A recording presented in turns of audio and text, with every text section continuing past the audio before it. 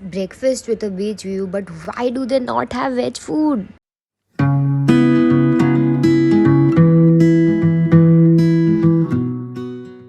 I won't lie when I say that day 3 was one of the best days I had in Vietnam. We were going to the Bana Hills. Over there was this golden bridge which you see here.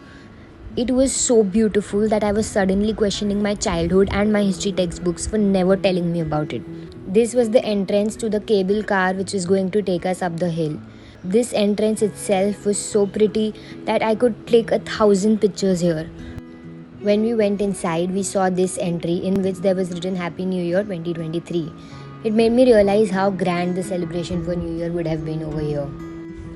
We walked towards the entry to get into the cable car so that we could go up the hill. Our tour guide had told us to bring jackets over here because the temperature on Bana Hills would be very low and you'd feel cold. So we all just dismissed him away ki it won't be that cold, right? So we didn't get our jackets like rebels.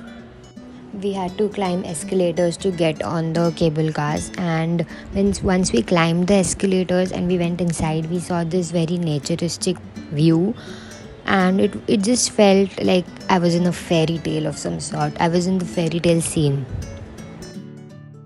And of course, there were people who were clicking a lot of pictures over here. I wish I could have also done that, but we were late, so yeah.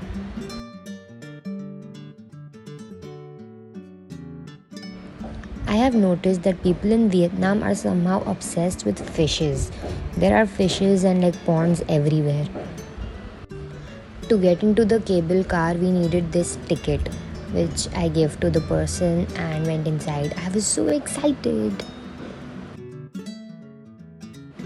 And then we climbed another set of escalators and we went through a passage where there was a lot of decoration on the roof, on the ceiling. I was wondering, why do the people in Vietnam like having things upside down, which I noticed a lot in Bana Hills. We finally entered the cable cars and I thought okay, so like usually cable cars is like what, a 2-minute ride to the top, maybe 5, maybe 10. How long can the ride be? It was a complete 20-minute ride to go to the top in a cable car.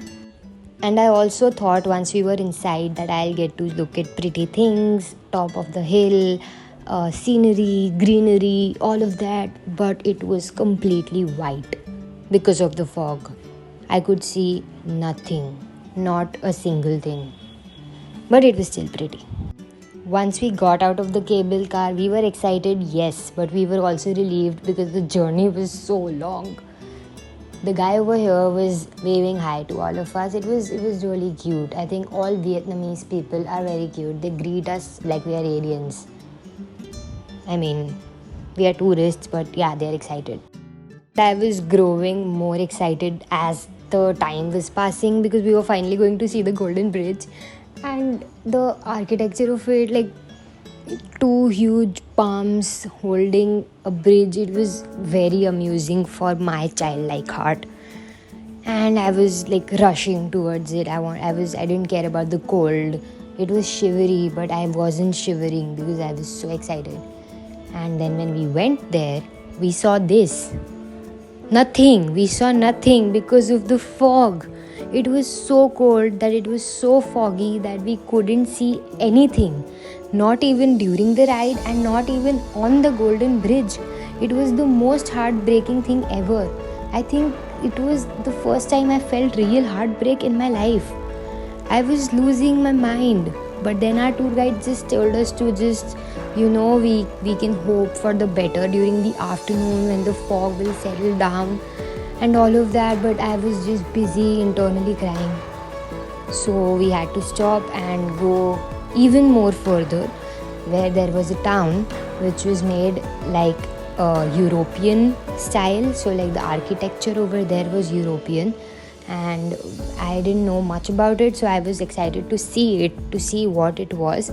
So now I was a mixture of excited and heartbreak.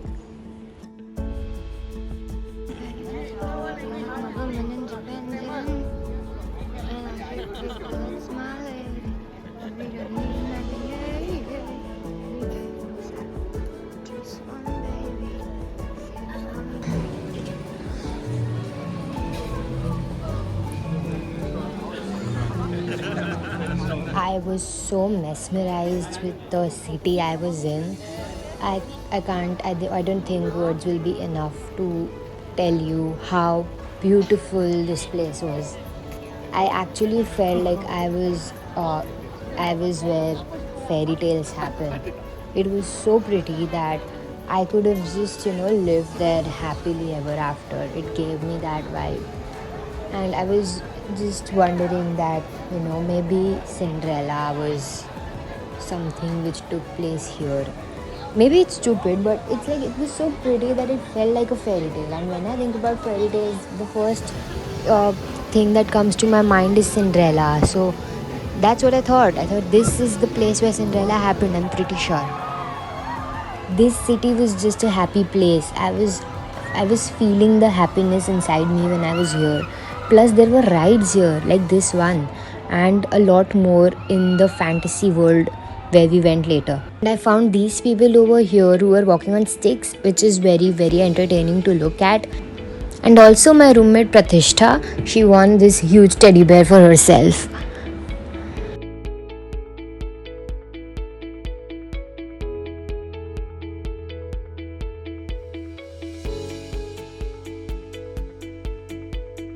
After exploring the city, we decided that now we need to explore the fantasy world.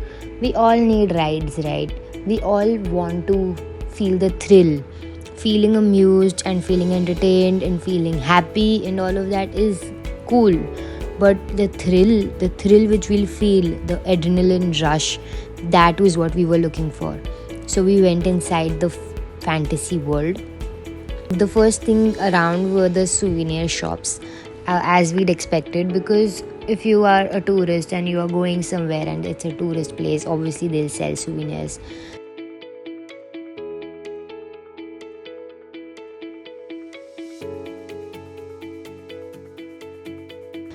We went inside and there were like a lot of rides. The environment, the mood around was very very suitable for the things that were provided over there. So like it was a complete vibe, and there were a lot of games which you can play and win things. And there was rides that like this one, and this is a ride which I usually avoid because I am a coward. I'm openly going to say this. I'm scared. But others did sit on this and I just looked at them. Then we played this game, and you see, this guy was explaining to us how this works, and it was just like you'll have to catch fishes from this net, and if you catch this amount of fishes, you will win a teddy bear. Depending on the amount of fishes you have caught, you'll get the size of the, like, you'll get a smaller one if you have caught only a few, but you'll get a very big one if you've caught a lot of them. That was the game. And similarly there were a lot of other games over here which we played. There was this stage over here which was insane because, oh my god, people walking on sticks and clicking pictures is cool, but this, he's dancing with sticks on. Oh my god, I wish I had that level of balance in my life. After that one performance, there was also this group of people who were dancing wearing red, and it was very elegant. They were dancing very elegantly and we were sitting on the front seat watching them. And the cool thing about this was after they danced, they also clicked pictures with the audience. Like they were calling people on stage and clicking pictures with them. So it was a very good performance, I would say. It was really nice. We also played this game which was almost, it felt like it's impossible to win this because you had to throw rings on the bottles. Like if the ring goes inside the top of the bottle, you win something. The thing is that it looks very easy, but it wasn't. It was very very difficult to do this, and we still played it. Then there was this ride which I had to be a part of. How can we go to a fantasy world or any other place where there are adventures and not go car dashing? This was what I had to do. After car dashing, we came out and oh my god, I literally saw it. The thing which I was talking about. It was the Cinderella's cart, a pumpkin shaped cart. I swear that this is the place where Cinderella happened, trust me. this cart was the last thing which we saw, and after that we just went down. And I think I need to add a blank screen here for a second because you won't believe what I saw. The fog at the Golden Bridge had finally settled down, and we could see it. We could see the hand. We could see everything. I was so excited that when I'm even talking about it, I can't form my words properly. As you see, it was the most breathtaking thing I've ever seen. And then when we rode back down, the journey was so long, but I also wanted to include all of it in my vlog. It was so peaceful, and we were all still lost on whatever we saw. We were just sitting in the cable car and thinking about how pretty the city was.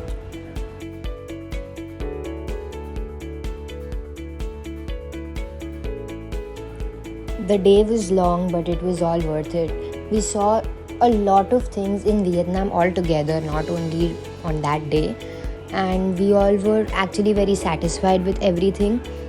We went back late. We reached at around 8 p.m. and we went to a restaurant for dinner, and we partied there. We had Indian dinner. We enjoyed ourselves as much as we could because tomorrow was the flight back home.